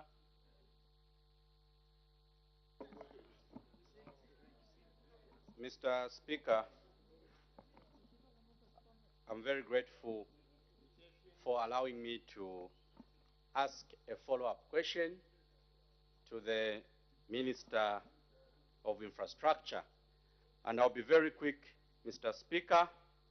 Mr. Speaker, this conversation we are having, once again, it's not for us, it's for the people of Zambia. Has NAPSA ever supported any construction in Zambia? Yes, they have. Have they ever lent money to a concessionaire? The answer is no. The issue that the public are raising, Mr. Speaker, which is for the benefit of the people out there, is as follows, and it will be a very quick question, Mr. Speaker. A concessionaire has been given a concession to undertake works. Now, using that agreement, Mr. Speaker, the concessionaire is now looking for money. As they are looking for the money, they go to NAPSA. Now, if NAPSA has the money, Mr. Speaker, if workers' compensation has the money, why can't the contractor be identified to undertake the works? NAPSA pays the contractor. Yes, it's happening. The roads that the minister has mentioned, NAPSA is getting money back. The issue, Mr. Speaker, is not whether NAPSA will get their money or not. A formula can be identified. So my question, Mr. Speaker, to the minister, why should NAPSA give money to a consortium when NAPSA can fund the construction of the works? Can I be allowed, Mr. Speaker, to ask my question? The people out there want to hear the question so that the minister can respond. And I want to be as clear as possible. Mr. Speaker, I'll be very quick. Why can't NAPSA, workers' compensation, which are public entities, provide the funding to a contractor to undertake works, and when the income starts coming through the toll fees, NAPSA gets back its money the way it's currently getting back its money on other existing roads where NAPSA provided the funding? Why get the money into a consortium when the money can go directly to the contractor purely for construction purposes, and NAPSA gets back its money as other existing agreements? I thank you, Mr. Speaker. The Honorable Minister of Infrastructure, Housing and Urban Development. Thank you very much, and I thank the Honorable Member for my former constituency, which is Kamfinsa. First of all, NAPSA is not funding wholly this particular project. The question is, why is NAPSA not constructing this particular road and getting the returns on that? If they're funding partially, it means they cannot complete the road completely. They are part of the funders. Number two, I have said before, these people, NAPSA, are going to be approached by the concessionaire If they are unwilling to participate in that, there is no problem there. They are not providing the funds because the honorable member makes us believe that NAPSA are giving money to this concessionaire. It's an investment. I've already said there is a 9% return on dollars, which those who go to banks will find that very, very, very attractive, especially when the base rate is around 1% in the world. So this particular, if you look at the investment portfolios of NAPSA, they have spent a lot of time and investments on real estate. We can all examine what has happened to the real estate. Most of us here have got houses. We were able to get so much. Now you have to get much less. So the return on some of these things may not be as attractive as this particular project. It is purely an investment on which their accrual will be to the pension scheme, and it will grow the pension scheme. I think that it's a good investment, but it's really up to them. Let me make it very clear. Government did not go to NAPSA and ask them to put money into this concession. It is a business decision between NAPSA and the concessionaire, and I think it's a good business decision. Thank you, Mr. Honorable Member for Chama. Thank you, Mr. Speaker, for according me this opportunity to ask a follow-up question. Thank you, Minister, for that ministerial statement. Minister, you have indicated that there will be 2 more toll plazas which are going to be constructed on this particular road. And doing my simple arithmetic tells me that every 65 kilometers is going to be a toll plaza. Honorable Minister, already the people of Zambia are overburdened in terms of toll fees from here to the Copper Belt.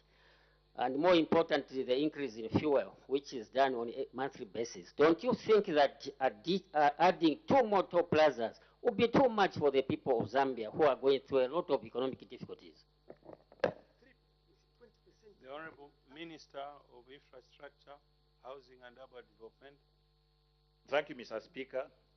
First of all, you must understand that there are roads being done which were not covered by any toll plaza. For example, the Masangano of Isenge, there's no toll plaza on that one.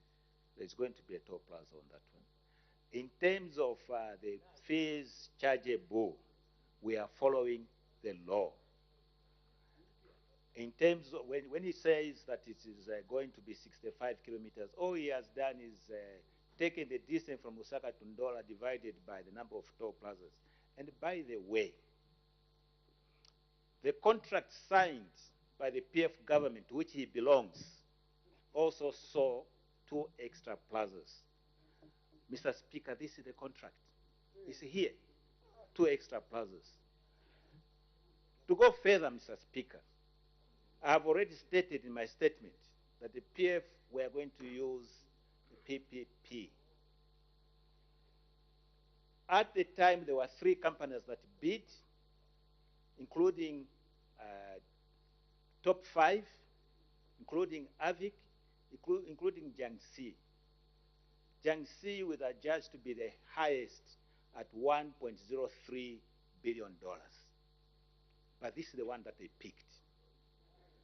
Having picked it, they now said, we can't proceed with this project because it's costly under PPP. They then decided to do it under EPC, that is using government money at $1.245 billion, even higher than what Jiangxi were going to do it under PPP. Thank you, Mr. Speaker. The Honorable Member for Isteztezi. Thank you so much, Mr. Speaker, for giving the people of Isteztezi an opportunity to ask a follow-up question to the Minister. Mr. Speaker, this dual carriage road to Kitwe, it seems it has unsettled a lot of people. The Minister took over 25 minutes so that even those people that do not want to hear this good news understand it clearly, so that they don't go on Facebook and mislead the people. Now, I'm getting worried, Mr. Speaker, that this unprecedented development might bring mental health among some of the people that do not want to see this development. Now, Minister, what steps are you taking to manage these people that never anticipated that this development might come to the people of Lusaka, to Copper Belt? What are you going to do to manage their mental health? Thank you so much. The Honorable Minister of Infrastructure, Housing and... Mr. Speaker, the point that the Honorable Member for Itezhi has raised is actually... Honorable Minister, there is a point of order. Thank you, Mr. Speaker, for according me this opportunity just to rise on the quick point of order based on point of order 65. Paragraph. Mr. Speaker, the Honorable one Member. which talks about relevance of our debates. Which is... Mr. Speaker, it's very important because the previous speakers insulted the Zambians, because Zambians are just questioning. And to say that in order to keep the mental capacity of those, it's not about members of parliament. The ones who are asking are the people of Zambia. So he's saying the Zambians, they are going to develop, some of the Zambians who are questioning. In other words, Zambians should not question. So some of the Zambians who are questioning, they will develop mental problems because of this unprecedented development. Mr. Speaker, the previous speaker, the honorable member for Itezhi, was in order to question the mental capacity of the Zambians who are questioning. I need your guidance. Whatever it is, the Zambians are listening. It's not about us here. Thank you, Mr. Speaker. Order. Thank you so much, Honorable Member.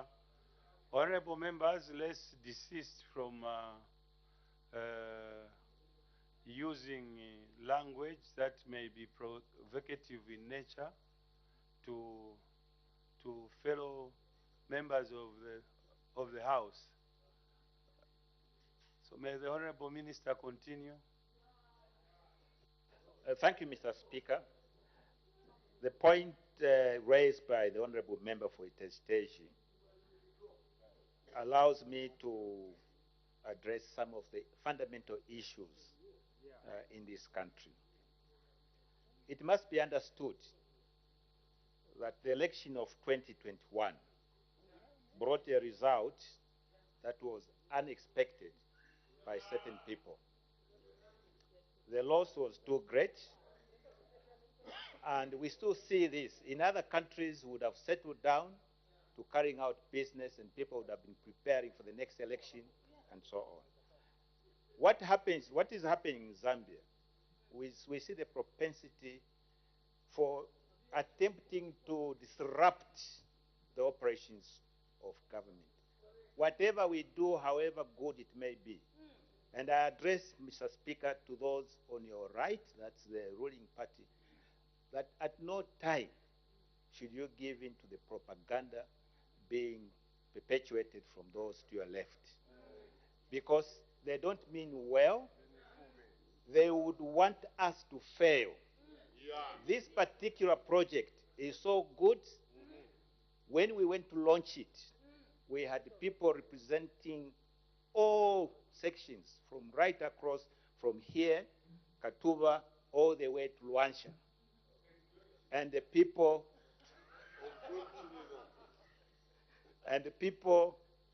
are very excited. The opportunities that this will bring, the state of the road, just correcting it, will bring so much excitement.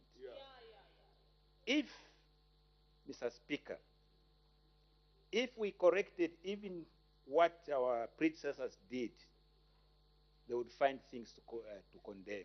For example, if we bought fire tenders, if there was need to buy fire tenders, and we bought brand new fire tenders at the correct price of $250,000, they would still find things to criticize. We must understand this, but with time, time is the greatest healer. They will be healed, if not in this term, certainly in the next 5 terms, they will come down to earth. Thank you, Mr. Honorable member for Chimwemwe, followed by honorable member from Bavala. Thank you very much, Mr. Speaker. Honorable Minister, you said Masangano Chifisenge Road will be rehabilitated. This is a very busy road because most trucks that come from the DRC, Northwestern Province, most towns of the Copper Belt use this road. Why are we rehabilitating a road that carries so much traffic? Are we trying to keep the total construction cost low? Thank you. The Honorable Minister of Infrastructure, Housing and Urban Development. Mr. Speaker, and thank you very much to the honorable member. I am a Copper Belt person, in fact, Kitwe person, so I use that shortcut quite a lot. I think he's misunderstanding the term rehabilitation. The term in terms of construction rehabilitation is exactly what we are going to do on Lusaka Ndola, Masangano, all the way to Rwansha. It is rehabilitation. It's rebuilding, ripping it up as it is, and reconstructing it anew. That's what rehabilitation means in terms of what we do in the ministry. Thank you, Mr. Speaker. The honorable member from Bavala.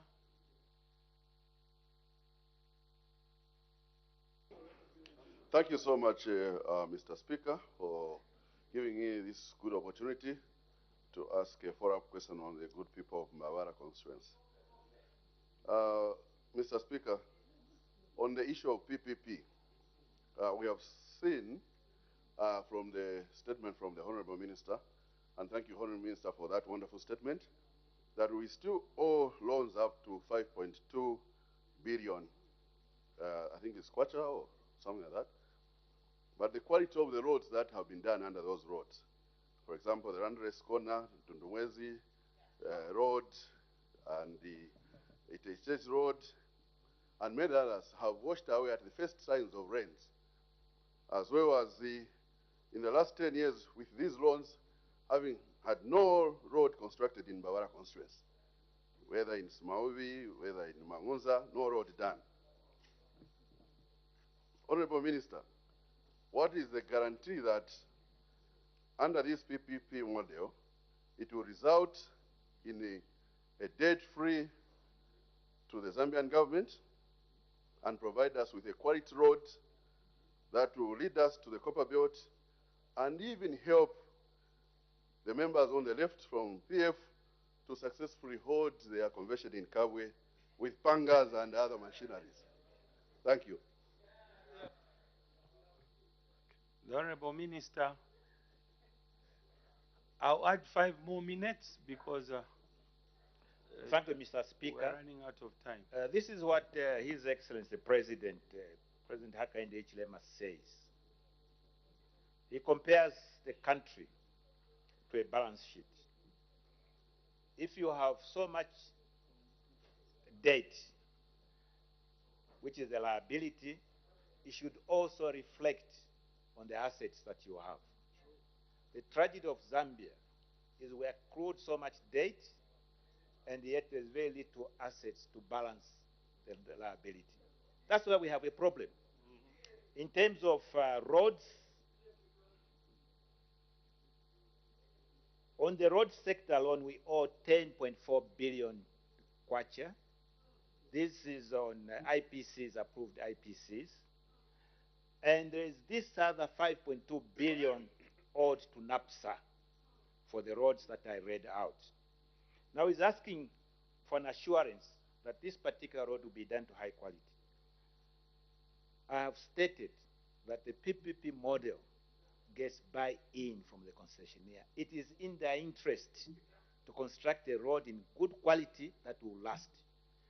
If you want to see an example, because the first PPP that we signed was the Chingola through Chirabombo to Kasumbalesa. Work has started there. There is 1 kilometer already done, and I challenge anyone to go and check that 1 kilometer. For example, on the sub base, which is so many meters, rather than just using gravel, this is stabilized. That means there's a mixture of cement in it. The next layer is stabilized at a higher percentage of cement before you reach granite stone and therefore bituminous surface onto. This will guarantee us the best quality of road, because for 25 years, and besides, the concession says they have to maintain it at that level throughout the concession period. And the 2 years before the end of the concession, they are to rehabilitate it, to restore it to what it should be, so that 2 years later they hand it over to government. That's the quickest way of ensuring that the contractor also takes interest in guaranteeing quality road. Thank you, Mr. Speaker. Thank you. I want to guide the House. We should desist from using provocative statements like the way the Honorable Member from Bavala did. So I ask you to withdraw that term, Honorable Member. Which one, sir? You mentioned about Panga, withdraw it. Sorry, the Pangas they took to the convention. To withdraw the word. Okay. I wanted to be clear what the Speaker is saying. Honorable Speaker, I withdraw the word pangas with the word machetes, which the PF took to Kawe for their convention. That statement. There's no need for you to include it. I can't hear. There's no need for you to include even machetes. Oh, all right. I withdraw the word machetes. All right, thank you. Thank you. Ask one independent, the Honorable Member for Bwanamkubwa.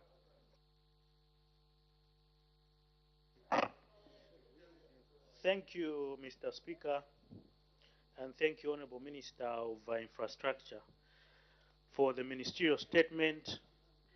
And let me commend you for that unprecedented development and project which is coming to the Copper Belt. For us, people of Bwanamkubwa, we do appreciate. However, Honorable Minister, I just wanted to find out some small pertinent issues on this road, the Ndola Lusaka Dual Carriageway. You did mention that the road is costing $649 million. And from the accounting perspective, Honorable Minister, this is a concession for 25 years. I just want to get some clarification. We've got 3 toll gates, Katuba, Manyumbi, and Kaflafuta. And these toll gates, roughly, I might be wrong, I'm looking at each maybe a month of 4 million kwacha plus, culminating to $84 million for 25 years for gone revenue. I don't know the revenue sharing mechanism. Then plus 2 toll gates which will be constructed by the concessionaire. To that effect, I don't know if it's in the 3rd year, we can say from 22 years or under, maybe 3 years construction, which is about $56 million for 22 months. That's my calculation. If I add this, is coming to $140 million plus your $649 million construction plus financing. And if I total my 140 plus this, it gives me $789 million. Why I want clarification is, in accounting, the foregone revenue is part of the cost. So maybe just try and clarify the two, because when we add 140 to 649, it gives us $789 million. I don't know the sharing proportion. I've already intimated to that. I need your clearance. Thank you, Mr. Minister. Thank you. The Honorable Minister of Infrastructure, Housing and Urban Development. Thank you, Mr. Speaker, and I thank the Honorable Member for Bwanamkubwa, who is Chairman of the Public Accounts Committee, and they're doing a good job to hold those that need to be held to account. First of all, Mr. Speaker, He gives a figure of 84 million and he pushes up like that. Someone has done a calculation that if we were to use the existing toll arrangement on the three tolls, at the construction cost of 577 million, it would take 32 years to recover that basic cost, let alone the margin and so on. But the quick answer to his question is he's assuming that there is no revenue to government. I've already stated, into government there will be $1.03 billion over the concession period. Not only that, the economy will also benefit from this particular road in many, many ways, which there is no need to elaborate. I think he is an accountant. He understands how the economy will grow. Thank you, Mr. Speaker.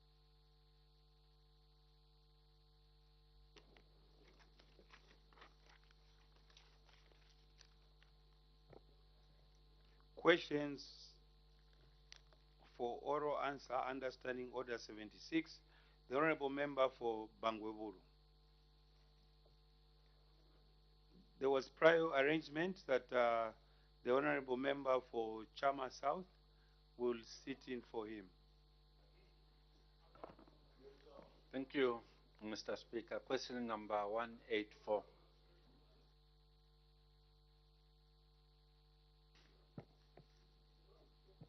The Honorable Minister for Commerce, Trade and Industry.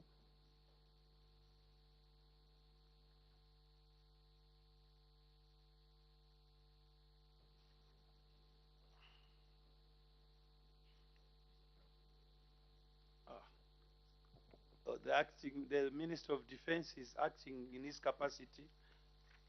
May the Honorable Minister